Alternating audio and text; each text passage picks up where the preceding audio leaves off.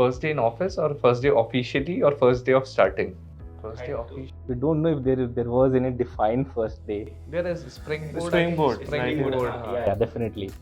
So that was the moment when we bought our first office. I think it was a 8-seater cabin. Six-seater cabin we took in Indiranagar Springboard, and I think the feeling was like having something of your own. That was the first time when we probably started now daytime we are working something of our own with that 5-sitting small space. So it was fabulous. It was fantastic. I think it was a bit of a pressure as well because like earlier we were doing it as a hack and like just letting it grow. Now it's real. Now it's real. But I think the one good thing with that office or that period was that I think we closed our first round with Sequoia, the seed funding in that office only. So we had only one and I think final meeting in that office. Yeah. So we were there in that office for 2 weeks and then Sequoia asked us to move to their incubation where we were for 1.5 years after that. Two moments. I think when we closed our Series A, I think that was a validation of a different sorts in itself, getting the likes of Ribbit on board. Second, when I received a mail from Mark Anderson, I think that made my year, I think, not even a day. So I think those were the two moments that stand. I think in early 2018, we were figuring out for a fundraise. Ashish went to US as well. 2019. And like we were actually moving to one VC to another VC and pitching our work and what we were building. But people are not interested in that. And when we went, this was the Series A round, and we had almost 7-8 people asking us take fund from us, take fund. That was the moment we saw. Yeah, now people are fighting to work with us. Yeah. I think a lot of times. The journey has been long. So I'll tell you one story. The story about my marriage. I was about to get married in 2021 early, and that time there was a news that the government is going to put ban on cryptocurrencies in India, and this has to happen in the same budget session, which was in the Feb month in 2020, and my wedding was on Feb 16. That moment, like we were preparing all those things. If this can happen, what we need to do? If they ban, if they not ban, and all those things, we were almost prepared. Okay, if that was the moment when we were thinking anything can happen. And our biggest worry was that obviously we had a lot of users fund. How will our users react? In that panic situation, they would sell. How do we find the right price for them?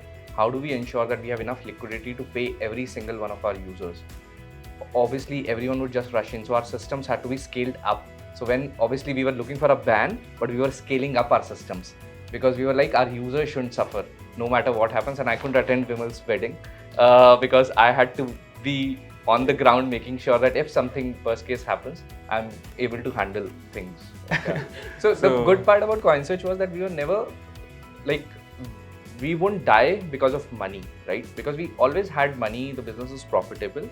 It was not about a death that we were foreseeing. It was about that CoinSwitch was shut down. For us, shutdown means stop innovating, stop growing, right? So definition of shutdown is different. And that's why I'm saying there were a lot of movements that happened across the way. From money perspective, I don't think CoinSwitch ever had that money situation. Perspective, ever we've been had solid. that situation. And hopefully in the future as well, ever get to that point. But money has never made us complacent. We have always fought for creating something big, creating that change. And whenever we feel like that we are not able to create that change, we felt, oh, are we dying? We have to, do something about it. I do remember talking about it that, oh, we got 3 orders today because it was that at that point it was just a search and discovery platform, right? So we didn't had user information. They were coming in, figuring out the best price and choosing the best price on those exchanges. So we didn't had direct, but I remember that we launched chat. We were the first one in the industry, in a 24/7 industry with just 3 people supporting a 24/7 chat. And there used to be a lot of people who used to come talk about crypto. They just come and just chat with us. Oh, what do you think the future is? Why do you think this is happening? So there were a lot of movements, and I think those users have remained with us throughout our journey over the time.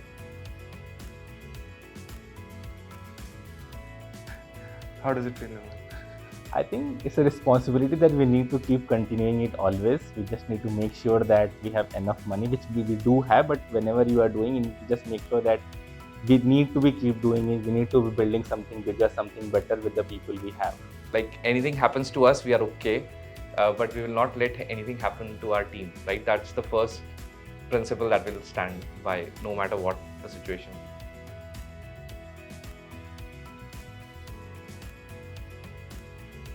I think we would be the biggest wealth tech company in India. I think what matters more is you're on ground, probably you're walking down a lane and you met a person, you ask him, how do you invest? And he says, oh, CoinSwitch. And you ask him, oh, how does it help you? And he says, oh, it has changed my life, or it has made a difference in my life.